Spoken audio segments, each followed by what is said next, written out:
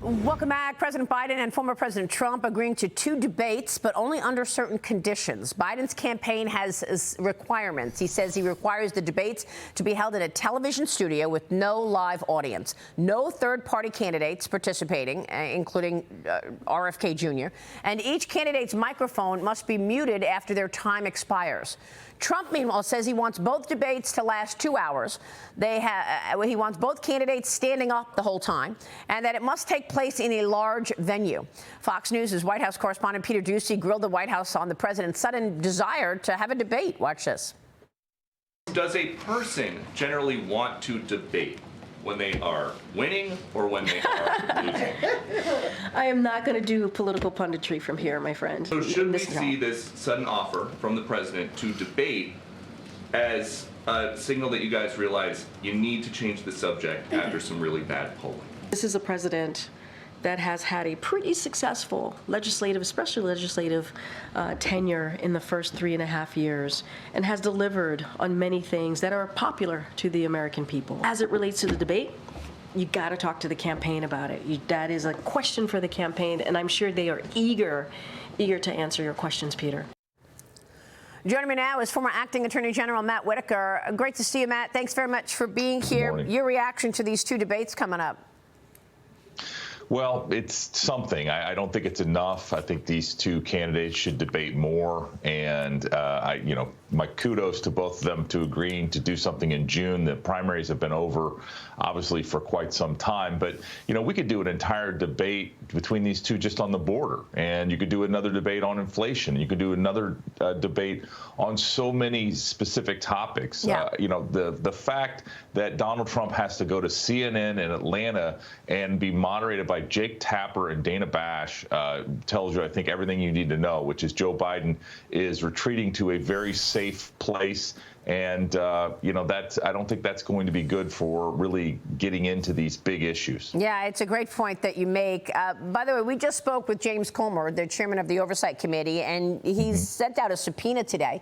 We had breaking news that he sent out a subpoena to a major bank because he wants to connect the dots on what he called influence peddling, money laundering, and potential bribery out of the Biden family. Your reaction to this ongoing investigation?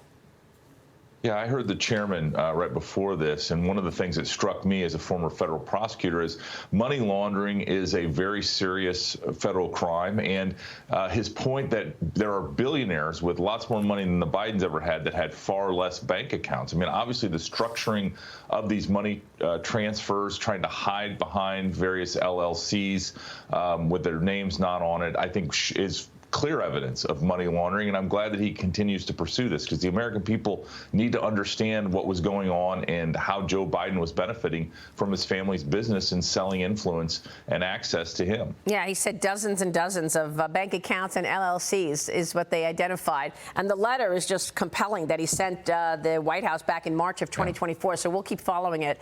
Meanwhile, let's go to President Trump because the former president's so-called hush money trial is resuming this morning. Michael Cohen will return to the stand for cross-examination.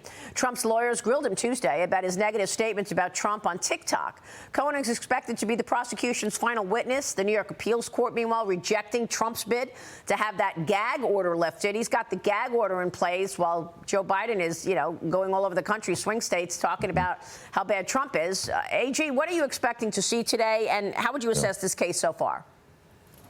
Well, first of all, and this, really related to the debates, I thought it was very poor form of Joe Biden, and it shows you that this is politically motivated prosecution because he mentioned that Donald Trump was free on Wednesdays. Yeah. I thought that was, very poor form and below the office of president. But that being said, the government's entire case is resting on Michael Cohen, who is, as we know, a convicted perjurer. He can't be trusted. A federal court recently said that he was a serial perjurer. I mean, he can't keep his story straight. And their whole case rests on him recalling conversations that may or may not have happened with President Trump. I mean, this case is as weak as it has appeared, and now it is all dependent on Michael Cohen. And it's just, I think it falls flat on its face. If a jury convicts him somehow, which I just don't believe they will, I think it is the biggest travesty of justice in American history, quite frankly. Have you identified the crime? Well, I mean, the crime that they've alleged, no, because they have to show that he intentionally altered business documents with the intent of interfering with an election, I guess.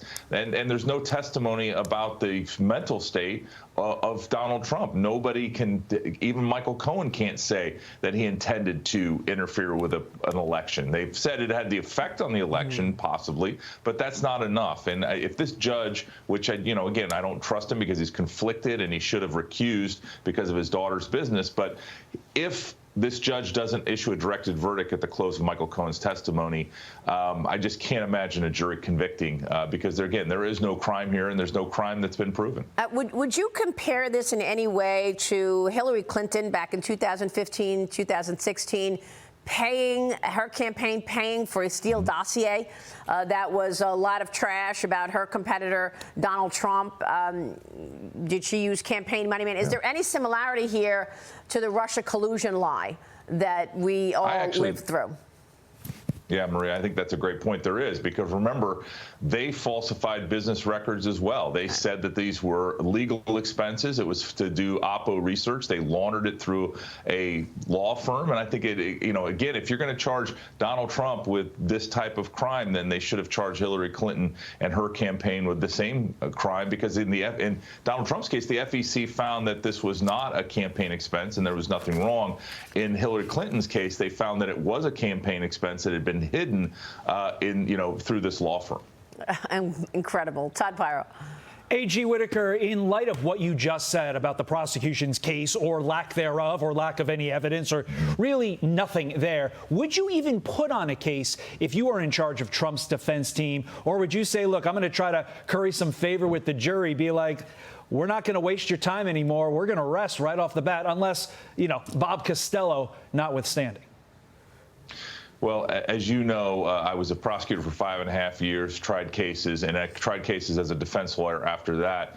And my experience is if you have a good feeling that the government has not proven its case, you don't put your witness on the stand, and really you do not present a defense, because, again, they have the burden. The burden has to be beyond a reasonable doubt. And I cannot believe that a jury is going to find beyond a reasonable doubt solely on Michael Cohen's testimony, because he is such a poor witness with, has been so torn apart with his being all over on these issues. And then obviously you just referenced the testimony of Michael Cohen's former lawyer in front of Congress yesterday that laid bare that Michael Cohen at the time he met with the lawyer and he's waived that attorney-client privilege, he said that Donald Trump did nothing wrong and did not commit these crimes or anything near it. So it is, Todd, to your point, I think just completely ridiculous. And if the judge is fair, he's going to issue a directed verdict, because the government has not met its burden and cannot with this set of facts. Matt, do you see coordination with all of these indictments against President Trump? I mean, you've got New York, you've got, Alvin Bragg, you've got Fonnie Willis in Georgia, you've got Tish James in New York, Jack Smith, who had to admit that there was potential tampering of evidence. Has there been coordination with the White House? I don't think there's any doubt. I mean, you look at that, Nathan Wade made a couple trips to the White House. Matthew Coangelo went from being the number 3 at the Department of Justice, a very senior position, and took line prosecutor jobs at Letitia James' office while they were doing the civil case, and then now on the trial team for Alvin Bragg. I think that is the thread that you pull through this entire situation to show not only the White House but the Department of Justice are clearly on top of this.